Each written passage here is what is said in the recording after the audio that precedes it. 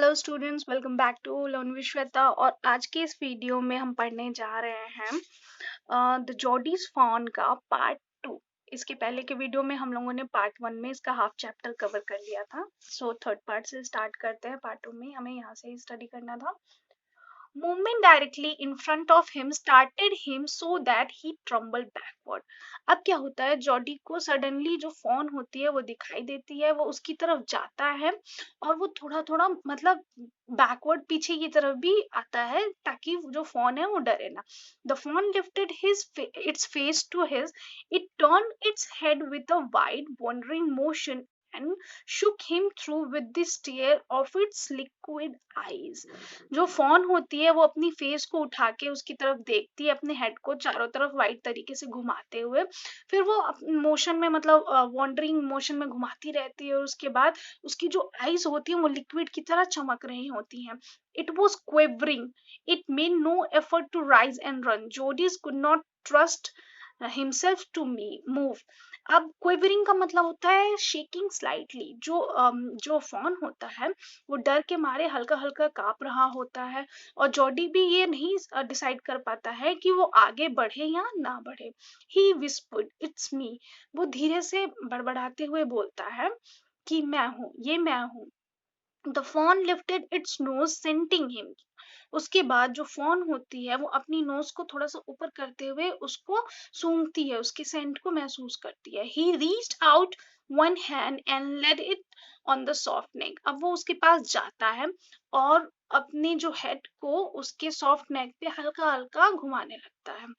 The touch made him delirious, उसके बाद जो टच थी वो बहुत ही ज्यादा डिलीरियस, बहुत ज्यादा एक्साइटेड हो जाता है उस फोन को छूते हुए ही। He moved forward on all fours until he was close beside it. उसके बाद वो धीरे धीरे उसके पास जाने लगता है। He put his arms around its body. वो अपने आर्म से उसकी बॉडी को पकड़ लेता है, मतलब पूरी तरीके से अपने हाथों में उसको पकड़ लेता है। A light converse passed over it, but it did not shear. उसके बाद वो हल्का हल्का वो कांप रहा होता है और वो वहां से फिर भी नहीं हिलता है। स्टिल मीन्स वो फिर भी वहीं पे बैठा रहता है, वो फिर भी नहीं हिलता है। Then what happened, he stroked its sides as gently as though the fawn were a china deer and he might break it. वो इतनी धीरे धीरे, उतनी स्लाइटली मतलब अपने हैंड्स को उसके ऊपर रोटेट कर रहा होता है कि ऐसे उसे लगता है कि ये कोई क्ले का डियर है या मतलब इस तरीके का कुछ मटेरियल है जो छूने से ही टूट जाएगा। उसको बहुत डर लग रहा होता है उसको टच करने में। Its skin was very soft, it was sleek and clean and had a sweet scent of grasses. उसकी जो स्किन थी जो फोन की, बहुत ही ज्यादा सॉफ्ट थी और उसमें हल्की हल्की घास की जो है खुशबू आ रही थी। Next, he rose slowly and lifted the fawn from the ground. Its legs hung limply. उसने धीरे धीरे उसको ऊपर की तरफ उठाया और मतलब ग्राउंड से ऊपर की तरफ उठाया। फिर उसने देखा कि उसके जो लेग थे वो बहुत ही ज्यादा लंबे थे और उसने धीरे धीरे उसको मतलब अपनी गोदी में ले लिया। There was surprisingly long and he had to hoist the fawn as high as possible under his arms. So जो उसके लेग थे वो बहुत ही ज्यादा लंबे थे, मतलब उसने इतना ज्यादा इमेजिन नहीं किया था, लेकिन उसको मतलब जितना ऊपर वो ले सकता था, पुल अप हायर, मतलब वो ले सकता था जितना ऊपर, वो उसने अपनी हाथों में उसको उठा लिया जॉडी ने। He was afraid that it might kick and blend at sight and the smell of its mother.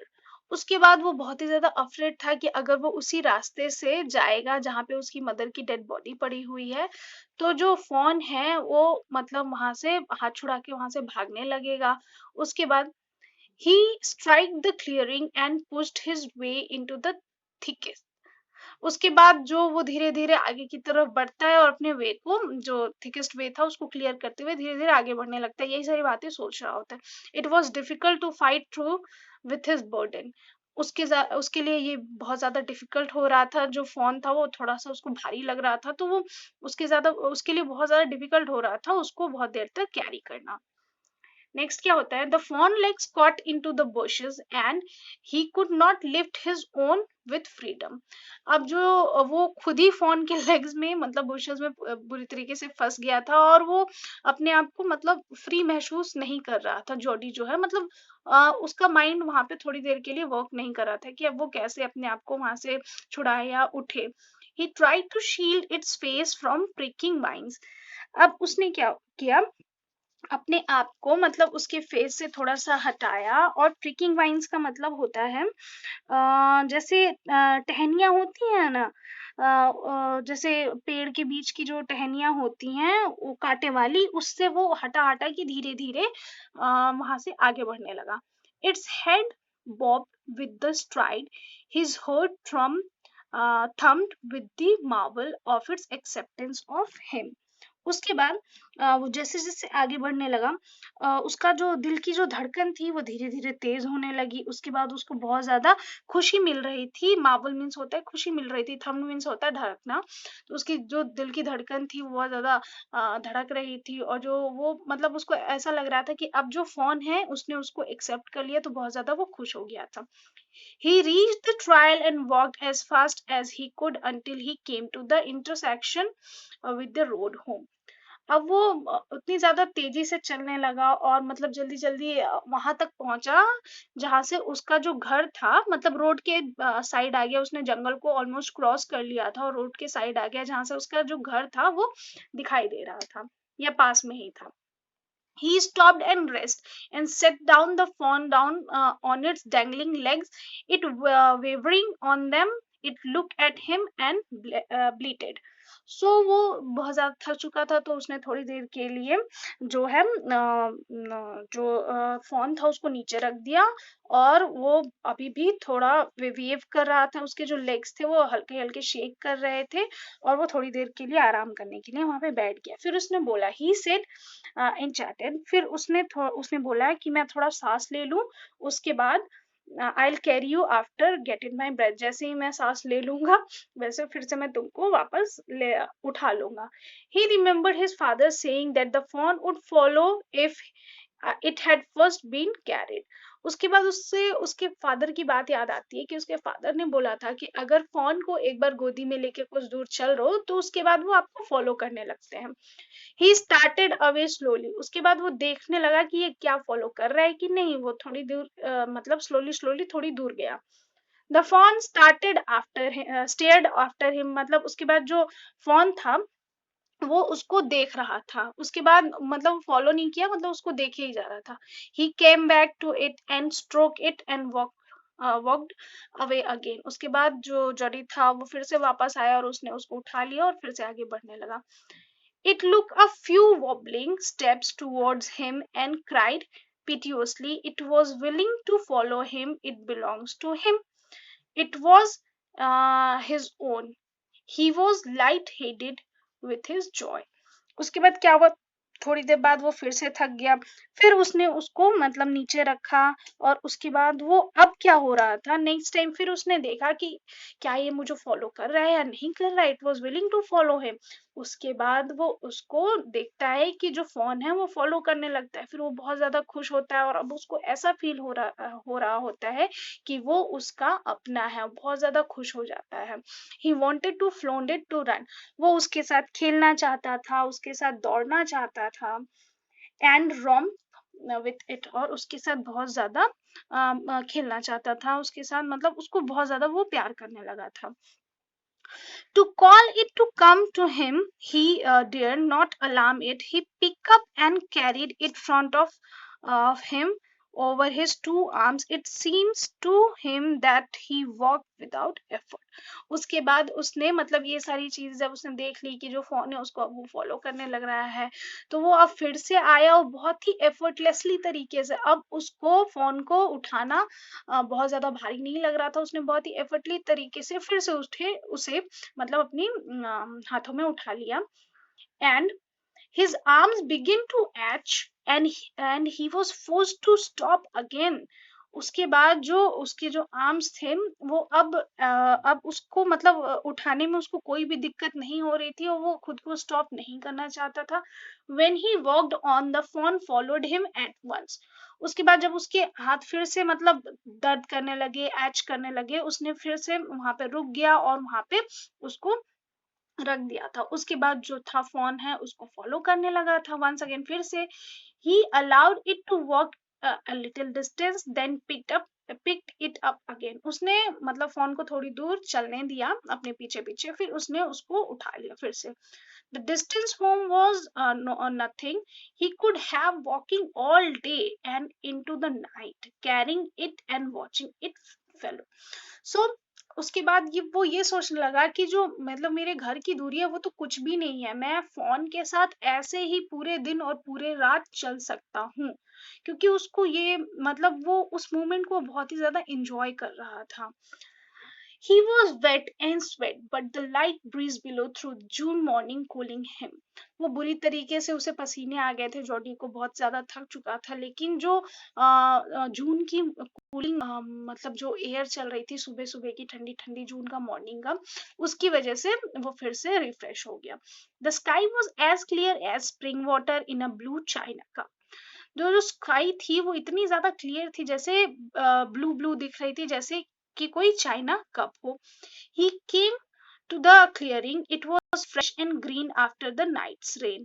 उसके बाद वो जो है फिर से क्लियरिंग के जहाँ पे साफ सफाई हो रखी थी, मतलब ऐसी जगह पे वापस आ गया जो बहुत ही ज्यादा फ्रेश और ग्रीन दिख रही थी, जैसे रात में पिछली रात में जो बारिश हुई थी उसकी वजह से। He fumbled with the latch and was finally obliged to set down the phone to manage it. उसके बाद क्या हुआ, वो सडनली वो सोचता है कि थोड़ी देर यहाँ बैठ के फोन के साथ रेस्ट कर ले, क्योंकि वो चलते चलते थोड़ा सा थक गए थे। Then he had an idea. He would walk into the house, into Penny's bedroom with the fawn walking behind him. उसके बाद वो ये सोचने लगता है, ये सारी बातें सोचने लगता है कि जब वो घर में जाएगा और जो फोन है उसको फॉलो करते करते हुए पेनी के मतलब उसके फादर के बेडरूम में जाएगा। उसके बाद but at the step the fawn backed and refused to the climb them. उसके बाद जब सीढ़ियां आती हैं तो वहां पे जो फाउन है वो चढ़ नहीं पाता है। तो उसके बाद क्या होता है, जो जॉडी होता है उसको फिर से पिकअप कर लेता है। He picked it up and went to his father. Penny lay with closed eyes. उसके बाद जब वो उसको पिक करके अपने फादर के रूम में लेके जाता है तो उसके फादर को देखता है कि वो सो रहे होते हैं। फिर जॉडी बोलता है, पाल लो पापा देखो। Then he turned his head. Jody stood beside him. The fawn clutched hard against him. उसके बाद जो फादर होते हैं वो देखते हैं कि जॉडी ने फोन को ढूंढ लिया है और उसको लेके आया है। A pan of morning milk stood in the kitchen safe. उसके बाद जल्दी से वो किचन की तरफ जाता है और जो मॉर्निंग में जो मिल्क आई रहती है घर में उसको देखता है कि किचन में पड़ी हुई है। The cream had Ryzen on it, उस पे क्रीम्स आ चुकी हैं। ही skimmed the cream into the jug. जो जॉडी होता है वो क्रीम्स को जग में निकाल देता है और मिल्क को एक छोटे से बर्तन में लेके आता है। और ही poured the milk in a small gourd, तो वहां पे एक छोटे से बर्तन में लेके आता है। He held it out to the fawn. It bottled it soundly, smelling the milk. उसके बाद वो फॉन के सामने लाके मिल्क को रख देता है और जो फॉन होता है वो मिल्क को स्मेल करने लगता है।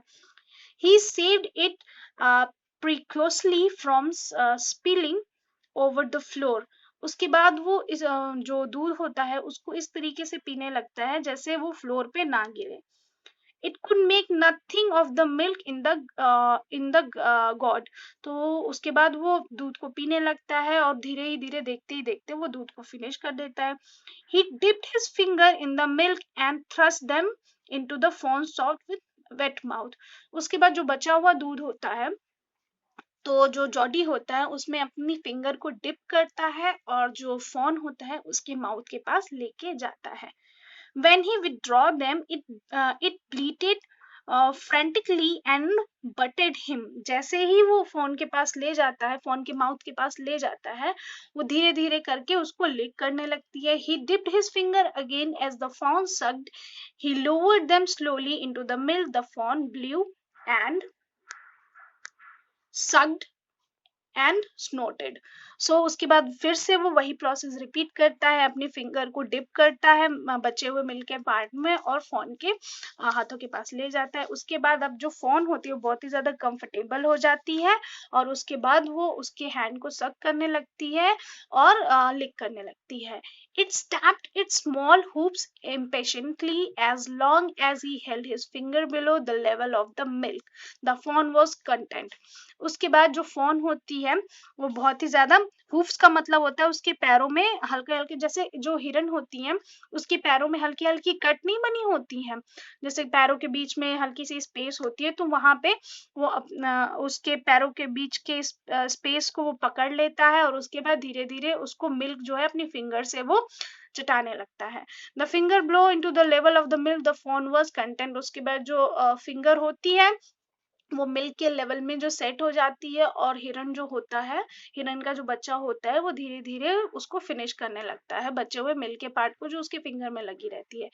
It close it eyes dreamily. उसके बाद ऐसा लगता है जॉडी को कि वो कोई ड्रीम देख रहा है और जो फोन है उसके पास आ चुकी है। It was exactly to feel its tongue against his hand।